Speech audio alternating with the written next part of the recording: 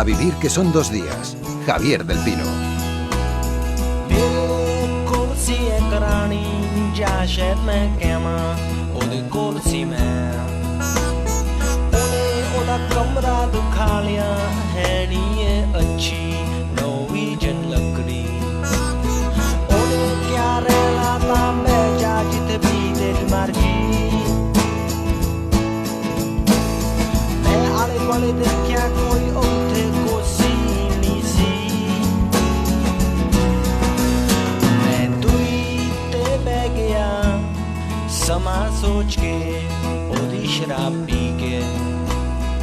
Ramón Lobo, buenos días. Muy buenos días, ¿qué tal? Tienes tino con las chirigotas también, ha ganado la tuya, ¿no? Sí, ha ganado la mía. Esto sí que es una chirigota con gran éxito de público, gritando división, gobierno. Bueno, es este que iba disfrazada del gobierno.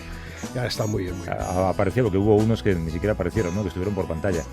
Sí, en la semifinal, el que hacía de Rajoy, que es el jefe de la chirigota, en vez de aparecer él, puso una televisión por plasma con muchísimos golpes de humor. Y en el Congreso, en vez de llamarse Congreso de los Diputados, se llamaba Congreso de los Imputados. Los imputados. No sé muy bien cómo saltar de esto a Ucrania, que nadie vaya a entendernos mal, pero ¿has visto la foto de Obama, por cierto, hablando con Putin? Sí. En la historia de fotos escenificadas y perfectamente preparadas y manicuradas, como dicen, esa yo creo que está en lo más alto, ¿no? Un Obama vestido de sport en un lateral del despacho Oval, ¿no? Habría que ver cómo estaba vestido Putin en el otro lado, ¿no? Igual estaba si es que, ¿no? Si es que estaba vestido. Bueno, lo de Ucrania se está complicando mucho porque, como era de esperar, estos paramilitares sin identificación claramente son tropas rusas. Ahora el Kremlin tiene ya el permiso de la Duma para intervenir y está claro que Crimea no lo van a regalar porque para Rusia es un elemento fundamental por su flota. No creo que se meta en la parte rusa de Ucrania, pero a ver también cómo van a reaccionar ahora los líderes ucranianos. Parece ser que Timoshenko va a ir a Moscú a entrevistarse con Putin, y las amenazas americanas, pues la verdad es que se van a quedar en nada, porque claro, no hay mucho, a no ser que quieras entrar en guerra directa, que no es el caso. Cosa que jamás va a pasar. Habrá costes, decía Obama, es una palabra muy bien escogida, ¿no? Hoy en el New York Times había una pieza muy interesante que decía que lo de los costes no está tan claro. También hay una pieza muy buena de Remnick, el director del New York Times, que vivió en Moscú, fue corresponsal, explicando también estas causas. Por cierto, 1:30 de conversación Obama-Putin, eso no se lo cree nadie. No. Es que ni con traductores lentos hablas 1:30 con Putin. Con Rajoy sería más fácil, ¿no? Porque, porque estarían los silencios. There is a town in North Ontario. Cuando queríamos hablar un poco de ayuda internacional, los presupuestos generales del Estado de este año han asestado un golpe mortal a la cooperación, con un recorte de un 9,2% respecto al año pasado. La ayuda oficial al desarrollo queda prácticamente desmantelada, por usar una palabra correcta, ¿no? Sí, además no se ha hablado mucho del Estado de la Nación, de este asunto, que es fundamental para la imagen de España. Antes éramos el 7º donante mundial, también es cierto que éramos el 6º vendedor de armas, y ahora se ha descendido muchísimo y hemos bajado a niveles comparables hace 30 años. Nuestra ayuda humanitaria pública ha sufrido en 2 años ese recorte de entre el 60 y el 80%. Es la política más vapuleada por la crisis, algo difícil de entender cuando la apuesta del gobierno es buscar una posición internacional, ¿no? Recordemos a Rajoy en la Asamblea General de la ONU en septiembre de 2013. Prometía mantener la cooperación española, lo hacía todo para lograr un asiento en el Consejo de Seguridad. Ahora reducen esa ayuda, ¿no? ¿Cuántas promesas no cumplidas y qué manera de cuidar eso de lo que tanto hablan, ¿no? La marca España. Sí, porque es fundamental. No solo estamos ayudando a gente que lo necesita, sino que estamos, estando a su lado cuando nos necesitan, y cuando llega la paz, pues la posición de las empresas españolas puede estar mucho mejor. Hemos pasado del 0,24, ¿os acordáis el 0,7 famoso de los años 70, que solo hay 4 países que lo cumplen? Hemos bajado al 0,15. Los 9 céntimos por cada 100 euros que nos hemos ahorrado, pues es una cantidad ínfima. En cambio, sí hemos subido los presupuestos militares en el 2013. España abandona a millones de personas a su suerte y es un gran desprestigio internacional porque no estamos cuando se nos necesita, ¿no? La acción humanitaria española está al borde de la desaparición. Se lo vamos a preguntar a Gonzalo Fanjul, que es investigador y activista contra la pobreza, director del blog 3.500 millones. Hola Gonzalo, ¿cómo estás? Hola, buenos días. ¿Conoces algún otro gobierno que se olvidara tanto y en tan poco tiempo de la ayuda humanitaria? No, de hecho, hace poco comparábamos en un estudio para UNICEF cómo ha evolucionado la ayuda en algunos de los países más castigados por la crisis, y España ha recortado su ayuda el doble que Grecia, prácticamente 4 veces que Italia o que Irlanda.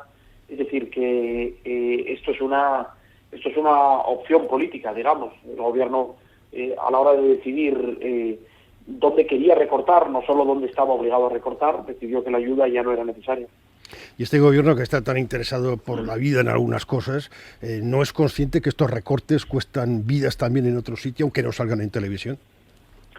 Bueno, yo creo que su argumento es que la caridad bien entendida empieza por casa, aunque habría mucho que hablar también de cómo se está luchando contra la pobreza en nuestro propio país, pero su argumento es ese. Es un argumento que desde el punto de vista de la opinión pública es imbatible. Nadie cuestiona eso, nadie defiende ahora, salvo algunas organizaciones o analistas, nadie defiende públicamente la necesidad de mantener la ayuda y por lo tanto no hay ningún coste electoral. Pero es que lo que decías tú antes, Ramón, yo creo que es muy cierto. Hay países como Mozambique, en donde decenas de empresas acaban de desembarcar intentando establecerse allí y aumentar, digamos, la presencia empresarial española, y toda la reputación de España, que se ha construido con mucho esfuerzo durante 3 décadas, se ha hecho sobre la base de la cooperación.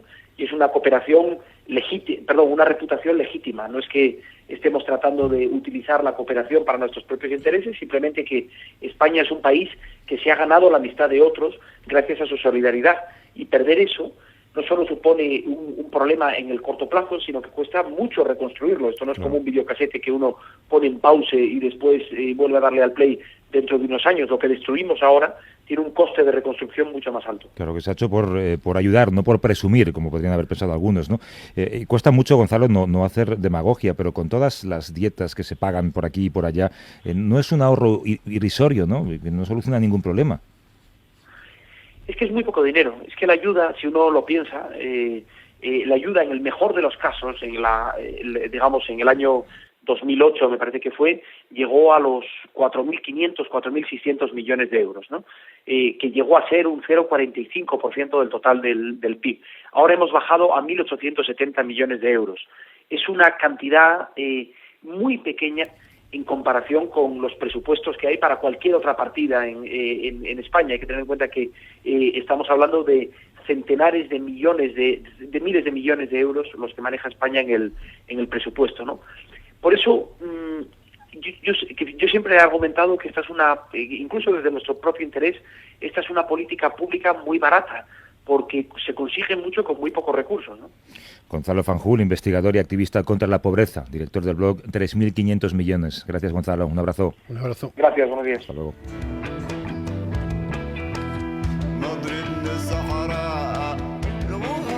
Vamos a ver un ejemplo de esa pobreza, ¿no? En algunos países del Sahel como Malí, Mauritania o Níger. Sequías, violencia, abandono internacional han expulsado de sus hogares a millones de personas, amenazan con llevarse la vida de la mayoría de ellas.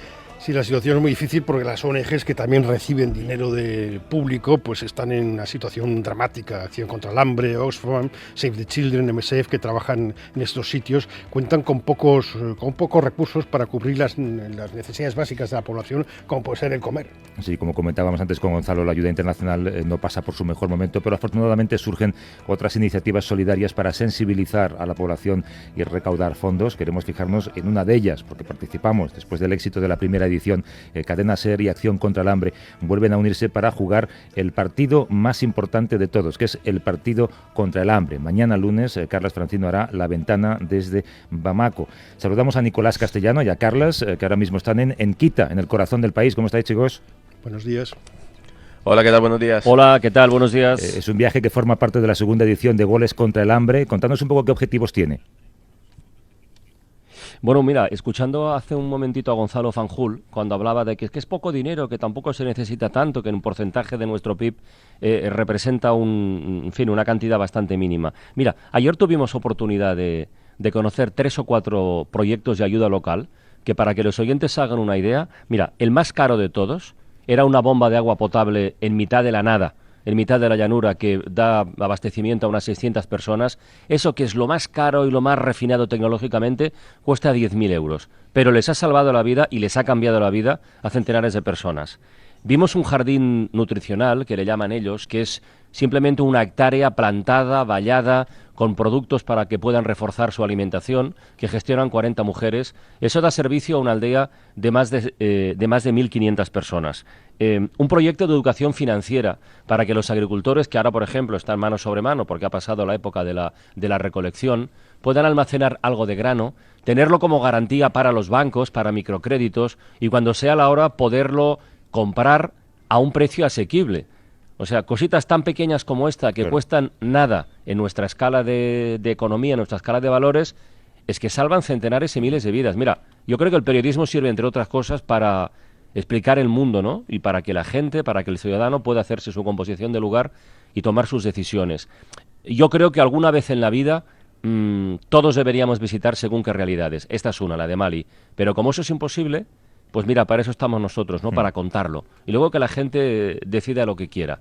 Pero estar aquí es, bueno, esta realidad te gana por aplastamiento. Es una cosa brutal, de verdad. Carles, hay una idea que yo siempre he mencionado, que quizás para solucionar los problemas del mundo, las reuniones del G20 no deberían hacerse en los países europeos o en Estados Unidos, sino deberían hacerse en la aldea de Mali o de Níger para que se empaparan de esa realidad, ¿no? En países donde han pasado una guerra, y hay pobreza, hay extremismo religioso.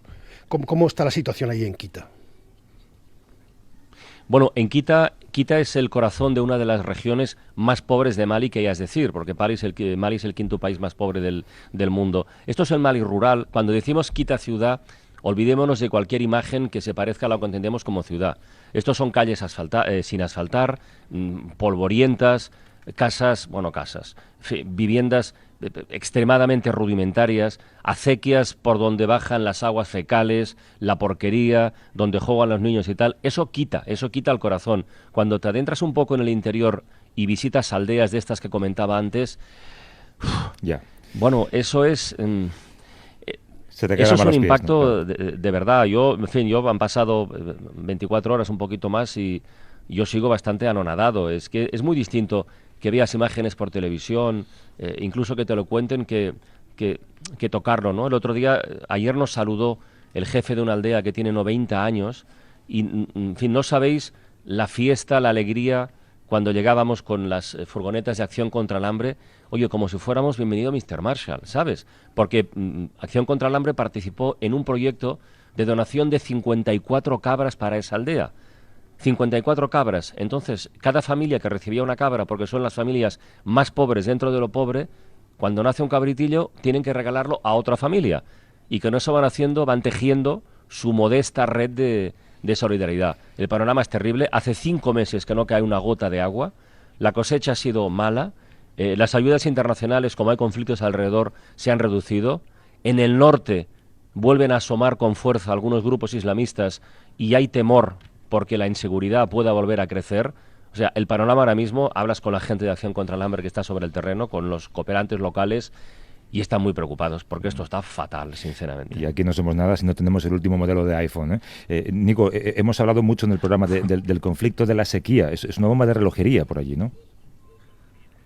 Sí, fíjate que estamos hablando de 500.000 de niños ahora mismo en desnutrición en Mali, de 138.000 que tienen desnutrición aguda severa, es decir, que están en riesgo de muerte.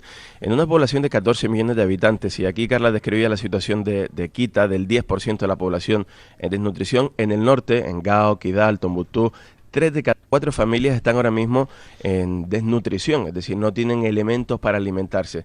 Si aquí desde octubre no llueve, en el norte hace mucho más tiempo que no lo hace, y la inseguridad, atentados que ha habido recientemente, por cierto, contra un equipo de médicos del mundo, hay 2 heridos graves, atentados contra un helicóptero francés.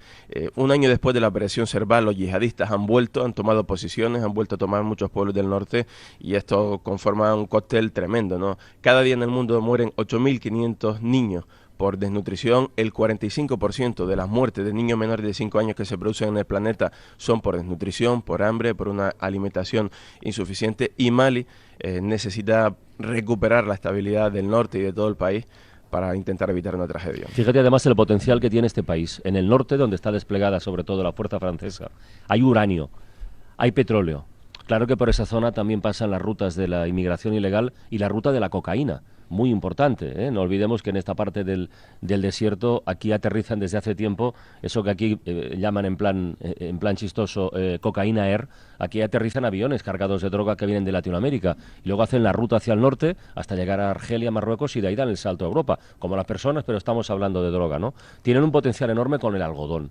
Tendrían, con planes de irrigación, con 4 cosas básicas para sacarle provecho a la tierra, unas posibilidades de agricultura realmente notables. Tienen ganadería, pero es que están hechos un desastre porque no tienen ayuda por ningún lado. Bueno, pues mañana a la ventana desde allí con Iker Casillas, con muchas sorpresas, lo escucharemos. Buen trabajo, chicos. Nico Castellano, Carlos Francino, hasta mañana. Hasta mañana.